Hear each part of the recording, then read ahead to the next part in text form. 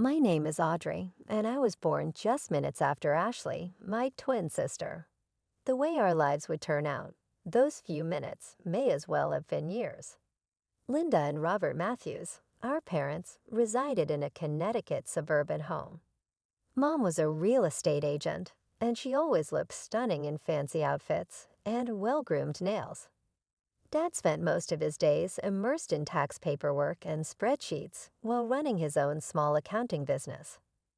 With the exception of their blatant partiality to Ashley, they appeared to be your average middle-class family.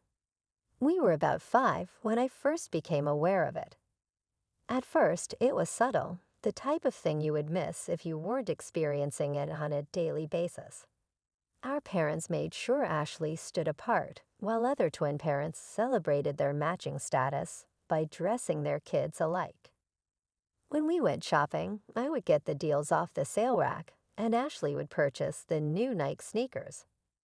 I grabbed the knockoffs from the dollar shop, and she purchased the real Barbie dolls. Our birthday festivities also felt unbalanced. Ashley always seemed to have a larger part of our cake and a greater stack of gifts. Day after day, these small experiences weighed me down like stones in my pocket. I wasn't even asked if I wanted my ears pierced when Ashley got hers done at 6.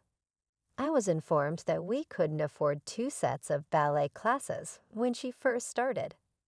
However, there was always money for Ashley's expanding list of pursuits, which included painting classes, piano lessons, and gymnastics. I could never do the narrative justice, but our early childhood images do. Ashley is the focal point of every family photo, typically wearing a gaudy outfit from a pricey kids' store. In my own family photos, I'm usually in the background, wearing whatever was on sale at Target, and I always appear like an afterthought. I recall thinking, maybe they just don't see it, while gazing up at the ceiling of our shared bedroom at night and taking in the glow-in-the-dark stars. On her side of the room, Ashley had twice as many stars. The cosmos over our beds has its preferences, too. The material differences weren't the worst part. Children can get by without expensive toys and trendy clothing. It was the difference between their gazes on her and myself. They leaned forward and listened intently to Ashley's words. Their eyes would wander as I talked, already shifting to something else, someone else. To Ashley, always. I hoped that things would change as we got closer to school age. Perhaps our parents would view us similarly after we were enrolled in school and teachers, and other grown-ups were engaged. Perhaps they would come to see that having twins was a privilege rather than a hardship. Perhaps they would see me at last. That first morning, I recall standing in front of our house with Mom snapping photographs, while Ashley and I were dressed in our new uniforms. For once, we wore the same navy cardigan, white shirt, and checkered skirt. Perhaps this was the start of something different, I thought. "Girls, smile." Mom yelled, but she was staring at Ashley. "Tilt your head slightly to the right. Ashley, honey." Excellent. The old pain in my chest came back. She managed to make Ashley shine, even though they were wearing the same outfit. With little tables set up in tidy rows and letter charts on the walls, our classroom looked airy and bright. Our instructor, Mrs. Thompson, put us side by side in alphabetical order, Matthews and Matthews. I was ecstatic, someone who would treat us equally at last. After school, however, the old patterns returned with more vigor. When Mom's silver SUV pulled up to the curb, the following step became a regular ritual that felt like a knife twist. Mom would say, "Audrey, go straight home and start your homework," with hardly a glance in my direction as I got out of the car. Then she would grin broadly and turn to face Ashley. "Ready for dance class, sweetheart." Mondays would be ballet class, Tuesdays would be piano class, Wednesdays would be art class, Thursdays would be gymnastics, and Fridays would be theater club. After seeing them drive away, I would enter our empty house and be alone with the stillness. I pushed myself into my studies in the hopes that they would notice me if I received flawless grades. I would read ahead in our textbooks, practice my spelling, and systematically go through arithmetic problems while seated at the kitchen table. Hours would pass before I heard their voices drifting in via the open garage door. Ashley would talk about her most recent accomplishment, and the halls would reverberate with Mom's pleased answers. "Mom, I got an A+ on my history test," I exclaimed one evening while displaying my paper. She distractedly said, "That's nice, dear," as she assisted Ashley in unpacking her dancing bag. "Ashley, show Dad the new routine you learned today." I kept trying. Every perfect score, every teacher's praise, every gold star. I collected them like precious gems, hoping one day they'd be enough to make my parents' eyes light up the way they did for Ashley. Then came the night that changed everything. I was 12, heading to the kitchen for a glass of water after finishing my homework. Their voices drifted up from the den, where they often sat after Ashley went to bed. I normally ignored their late-night conversations, but something made me stop this time. "Sometimes I wonder if we made a mistake," Dad was saying, his voice heavy with something I couldn't identify. "What do you mean?" Mom asked. "Having twins. Ashley would have been enough. She's everything we could want in a daughter. But two of them—" "I know what you mean," Mom sighed. "Ashley's special. She's meant for great things. But Audrey, she's just there. We would have been fine with just Ashley." The glass slipped from my hand, but I caught it before it could shatter. I wished I could catch my heart just as easily. In that moment, everything crystallized. The years of trying to earn their love, of hoping things would change, it all seemed so foolish now. They didn't want me. They never had. I was the unwanted twin, the extra daughter, the one they wished they didn't have. After that night, something shifted inside me. I stopped seeking approval and instead focused entirely on my studies. Turns out, freedom from constantly trying to please my parents cleared my mind in ways I never expected. My grades, already good, became exceptional. "Excellent analysis, Audrey," Mr. Peterson said one day in English class, holding up my essay on the Great Gatsby. "Class, this is exactly the kind of deep thinking I'm looking for." I could feel Ashley tensing up beside me, her pencil tapping against her desk in that aggressive way it did when she was angry. I kept my eyes forward, but I could see her face turning red from the corner of my eye. Similar scenes played out in other classes: math, science, history. It didn't matter. The more the teachers praised my work, the more Ashley seethed. It came to a head in chemistry when Mrs. Rodriguez asked me to tutor other students. That evening, I heard Ashley's voice from downstairs. "Mom, the teachers are being mean to me. They always praise Audrey and make me look bad. They're doing it on purpose." The next day, Mom stormed into school, designer handbag swinging in heels clicking against the linoleum floors. I watched from the hallway as she marched into Principal Williams' office, where they had called in Mrs. Chen, our class teacher. "I want to know why your teachers are discriminating against my daughter," Mom demanded. Mrs. Chen, bless her, stayed calm and professional. "Mrs. Matthews, let me show you something," she said. She pulled out our progress logs, laying them side by side. "Here are both girls' records. Audrey consistently scores in the top percentile in all subjects. Ashley's grades err. Are you suggesting my Ashley isn't smart?" Mom interrupted. "Not at all. I'm merely pointing out that Audrey's academic achievements err. This is exactly what I'm talking about. You're all biased against Ashley." No amount of evidence could convince her.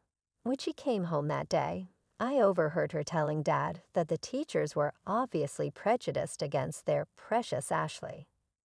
By 16, I was tired of asking for pocket money and watching Ashley get hundreds of dollars just for existing. I applied for a job at the Coffee Bean, a cute cafe just a few blocks from our house.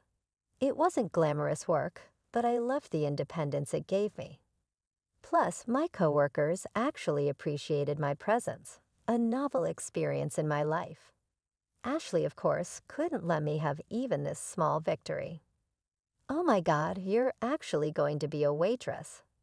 She sneered one morning, watching me put on my uniform. That's so common. "Mom, can you believe Audrey's going to serve people food?" Mom just made a disapproving noise, sliding another $100 bill across the table to Ashley for her shopping needs. That's when I remembered something I'd overheard years ago. A heated phone conversation where Mom had yelled, "I don't want anything to do with you anymore. You're embarrassing with your tiny house and your budget clothes. I've moved up in the world." She'd been talking to her parents, my grandparents, the ones I'd never met because they weren't good enough for her new lifestyle. That evening, while Mom and Ashley were out on another shopping spree, I snuck into Mom's home office. In her address book, under D for Do Not Contact, I found it, an address in the older part of town. The next day, instead of heading to my afternoon shift at the cafe, I took a bus to a small blue house with a well-tended garden. My heart pounded as I walked up the path. I had no idea what to expect, but I knew I had to try. I raised my hand to knock on the door. The door opened, revealing an elderly couple. The woman had gray hair tied back in a neat bun, and the man wore wire-rimmed glasses. They looked at me with confusion until I spoke. "Hi, I'm Audrey Matthews.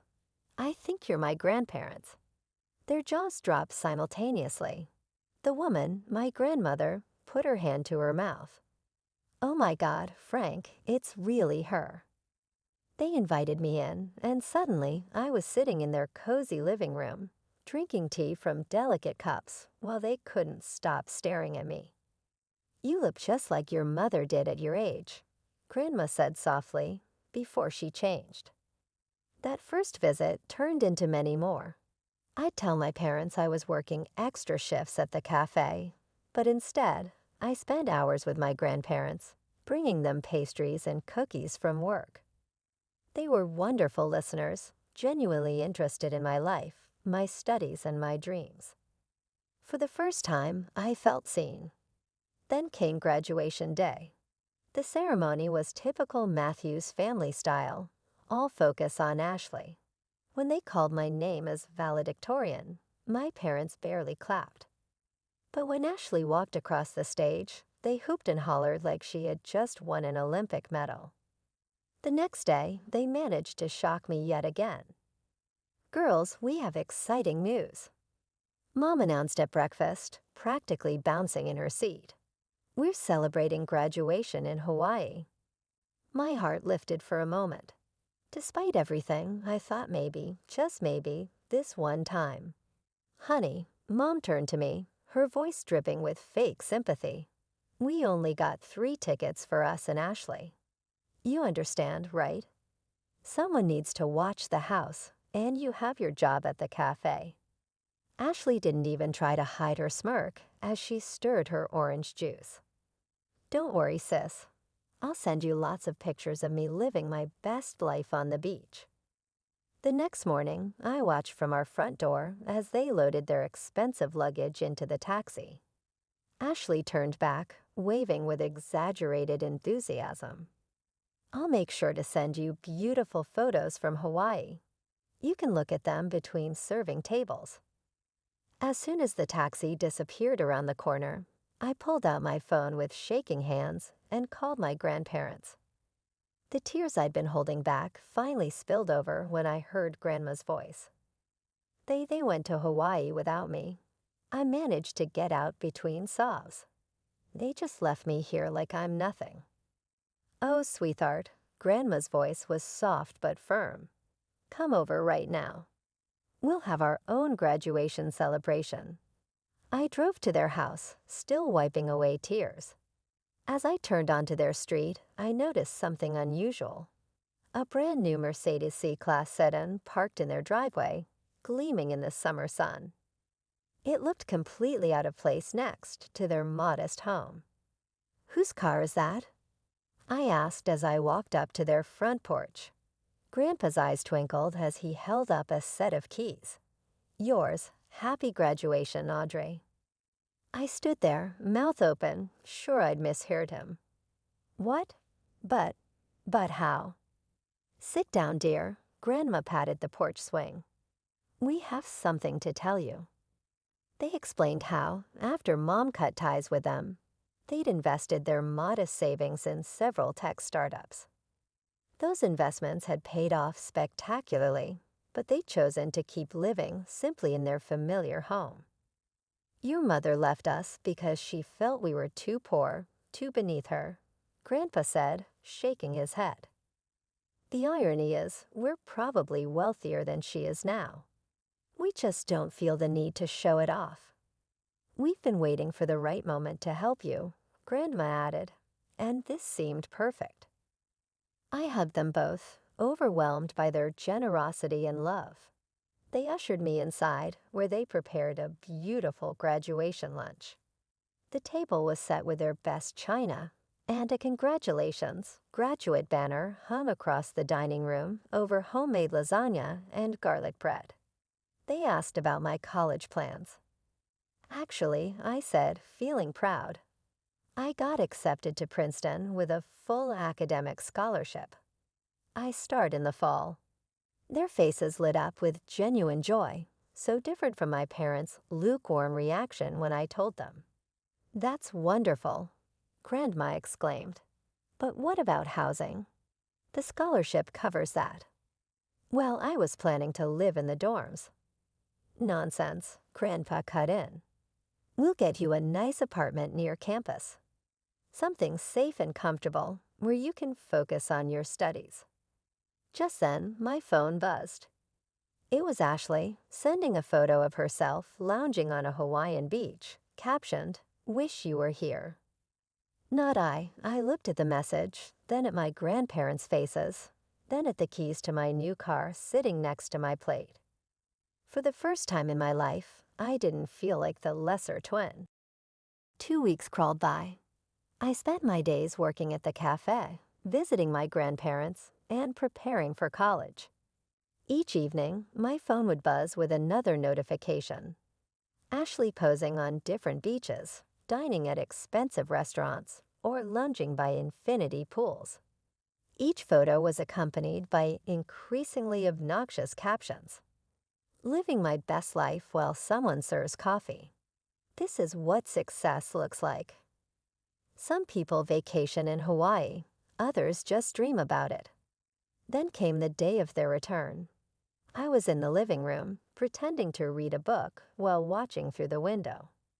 The taxi pulled up, and I couldn't help but smile as I saw their reactions unfold in slow motion. Mom noticed at first. She stopped so abruptly that Ashley walked right into her, dropping her designer handbag onto the concrete driveway. Dad, struggling with their expensive matching luggage set, nearly tripped over them both. "What is that?" Mom's voice carried through the front window, high-pitched and sharp. She was pointing at the Mercedes as if it might bite her, her perfectly manicured finger trembling slightly. Is that a new C-Class?" Dad stammered, his jaw hanging open. I took my time walking to the front door, enjoying every second of their confusion. Their tans seemed to pale with each step I took. When I stepped onto the porch, they all turned to stare at me, like they were seeing a ghost. "Whose car is that?" Dad demanded, his face reddened from both the Hawaiian sun and shock. I twirled the keys around my finger, the way Ashley always did with her designer purse straps when she was showing off. "Mine." Ashley let out a bark of laughter, but I could hear the uncertainty in it. "Yeah, right. Like you could afford that on your waitress salary. What did you do? Steal it?" "Rob the cafe," Or are you just parking it for some rich customer? Actually, I said, savoring each word like the expensive chocolates they'd never shared with me. It was a graduation gift from Grandma and Grandpa. The color drained from Mom's tan face so fast. I thought she might faint. You know, your parents, the ones you were too embarrassed to talk to because they were too poor. Those grandparents Dad turned to Mom so fast, I thought he might get whiplash. Linda, call your parents right now. His voice had that same demanding tone he used when ordering at restaurants. Mom's hand shook as she pulled out her phone, her French manicure catching the sunlight. She didn't even bother with pleasantries when Grandma answered, putting the phone on speaker without realizing it. "Where did you get the money for that car?"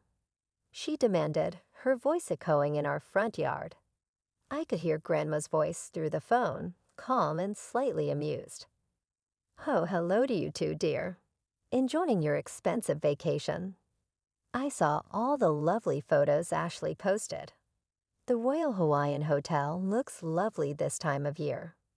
Don't change the subject. How could you afford to buy Audrey a Mercedes? "Well, sweetheart," Grandma's voice dripped with satisfaction, "it seems you underestimated us. Those embarrassing parents you were so ashamed of. We're quite comfortable now. More than comfortable, actually. We're rich."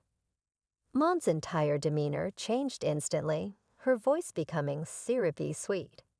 "Mom, I've been thinking. Maybe it's time we put the past behind us. Family is so important after all." "Is it?" Grandma's voice was cool. "Of course, and speaking of family." Mom's eyes darted to Ashley, who was already preening. "You have another granddaughter who would love to get to know you.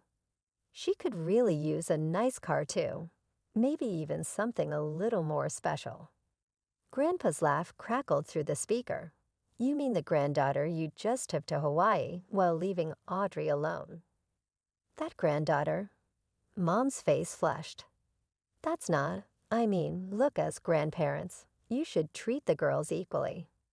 They're the same age, after all. It's only fair they get the same gifts." Grandma's voice turned sharp. "That's rich, coming from you, Linda. Parents should love their children equally, too. But that hasn't been the case in your household, has it?" The line went dead. Mom stared at her phone for a moment before turning to me, her expression hardening. "Audrey, you need to give that car to your sister." "Excuse me." I couldn't believe what I was hearing. "Ashley needs a good car for college," Dad jumped in. "She got accepted to State University. She needs reliable transportation. You're just working at that cafe. You don't need anything this fancy." Ashley was already walking toward the Mercedes, hand outstretched. "Give me the keys, sis. You know I'll look better driving it anyway." I laughed. I couldn't help it. The sheer audacity of it all was just too much. "This is my car," I said firmly, "and I'm not giving it to anyone." Dad stepped forward, his face red with anger. "If you don't give that car to your sister right now, you can get out of this house." Funny you should say that, I thought. I walked to the Mercedes, popped the trunk, revealing my packed suitcases and boxes. I was ready to leave for days. Their mouths hung open as I pulled an envelope from my purse and held it up. "Oh, and by the way," I said, "I won't be serving coffee much longer. I got accepted to Princeton on a full scholarship." Ashley shrieked. It could probably be heard 3 blocks away. Mom stumbled backward like I'd slapped her. Dad just stood there, opening and closing his mouth like a fish out of water. I got into my car. The leather seats still knew enough to creak slightly. Through the windshield, I could see their shocked faces, their perfect family fantasy crumbling before their eyes. Those last few weeks of summer at my grandparents' house were the happiest I'd ever experienced. Every morning, I'd wake up to the smell of Grandma's coffee and the sound of Grandpa humming as he read the newspaper. No walking on eggshells. No competing for attention. No feeling like an unwanted shadow. Just peace. It was bittersweet to move to Princeton. I said my grandparents farewell with a hug and vowed to phone them every day before leaving in my Mercedes with all I possessed. I felt as though I was crossing a line between my old and new lives on the journey to New Jersey. I live 10 minutes from university in a lovely apartment that my grandparents selected for me. It's nothing spectacular, but it's far superior to any dorm room. There were large windows, hardwood flooring, and even a tiny balcony where I could study. Despite my objections, they persisted on paying the rent. However, I still desired some autonomy, so I took a part-time work at a nearby coffee shop. I didn't miss the irony, still pouring coffee, but this time out of choice rather than obligation. I found myself making true friends for the first time in my life, and the majority of my coworkers were fellow students. About a month into the semester, Grandma called one Sunday afternoon with some intriguing news. "Your parents showed up at our door yesterday," she stated. A beat skipped in my chest. What did they want? Oh, the typical. Linda was all smiles and phony excuses as she inquired about our financial status and made a reference to Ashley's impending birthday. Probably attempting to determine our wealth, your father continued scanning the house. What did you tell them? The line was joined by Grandpa's voice. We informed them that we had already made a financial decision. Everything will go to you. I could see their faces. How did they take that? Grandma laughed and said, let's just say Linda's smile didn't look so genuine after that. That evening, I disabled Ashley's social media accounts as well as all of their phones, saying, we asked them not to come back. I was prepared for the unexpected expressions of love and remorse, as well as offers to start again as a family. However, I no longer required their type of family. I occasionally think of the little child who used to ask for her parents' affection as I sit in my constitutional law class, taking notes, and truly appreciating the intricacy of the subject matter. Not only would she find love, but she would also find respect, support, and the ability to be herself. I wish I could tell her that. My phone buzzes softly in my pocket. It may be Jake, the handsome man from my psychology class, who keeps wanting to have coffee, or it might be my study group confirming that we would be meeting at the library later. Fortunately, not in my cafe. No drama, no incessant comparisons, no sense of inadequacy. It's such a typical existence. It's just me, my education, my friends, and the bright future that lies ahead.